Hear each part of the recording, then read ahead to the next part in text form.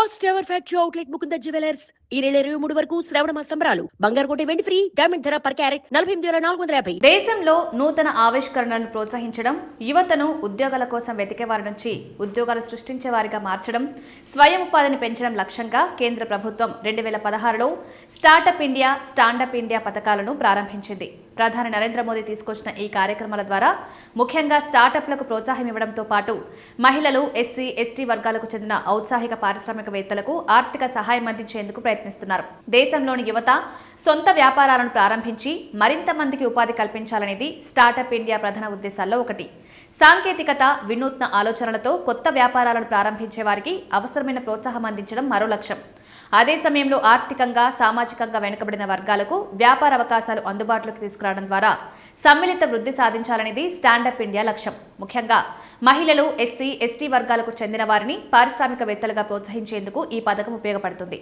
కొత్త కంపెనీలు, వ్యాపారాలు ఏర్పడడం ద్వారా ఆర్థిక కార్యకలాపాలు పెరిగే దేశ ఆర్థిక వృద్ధికి తోడ్పాటు లభిస్తుంది.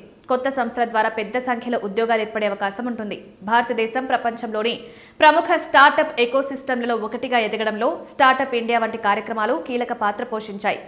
దేశీయంగా ఉత్పత్తులు, సేవలను అభివృద్ధి చేయడం ద్వారా స్వయం సమృద్ధి దిశగా అడుగులు వేయొచ్చు.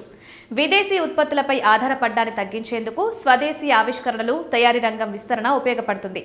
కొత్త ఆలోచనలు, ఆవిష్కరణల ఆధారంగా వ్యాపారం ప్రారంభించే పారిశ్రామికవేత్తలు స్టార్టప్ ఇండియా ద్వారా ప్రయోజనం పొందొచ్చు.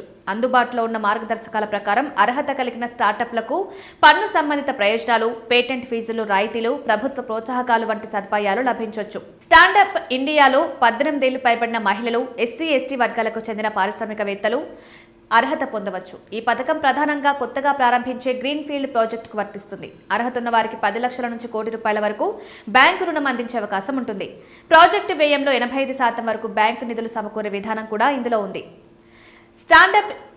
స్టార్టప్ ఇండియాకి ఎలా దరఖాస్తు చేయాలి? ముందుగా వ్యాపారాన్ని ఎల్ఎల్పి లేదా ప్రైవేట్ లిమిటెడ్ కంపెనీ వంటి తగిన సంస్థగా నమోదు చేసుకోవాలి. అనంతరం స్టార్టప్ ఇండియా అధికారిక పోర్టల్లో వ్యాపార వివరాలు సమర్పించి TPIIT గుర్తింపు పొందాలి. గుర్తింపు వచ్చిన తర్వాత అర్హతను బట్టి పన్ను మినహాయింపులు, సీడ్ ఫండ్ వంటి ప్రయోజనాల కోసం దరఖాస్తు చేసుకోవచ్చు. స్టాండప్ ఇండియా దరఖాస్తు విధానం: స్టాండప్ దరఖాస్తుదారులు ఇండియా లేదా మై స్కీమ్ పోర్ట్ను సందర్శించి తమ కేటగిరీ, అవసరమైన రుణ మొత్తం, వ్యాపార రకం వంటి వివరాలను నమోదు చేయాలి. అనంతరం పోర్టల్ ద్వారా సంబంధిత బ్యాంకు శాఖతో అనుసంధానం కావచ్చు. ప్రత్యామ్నాయంగా అర్హత కలిగిన వారు ప్రభుత్వ, వాణిజ్య బ్యాంకులు నేరుగా సంప్రదించవచ్చు.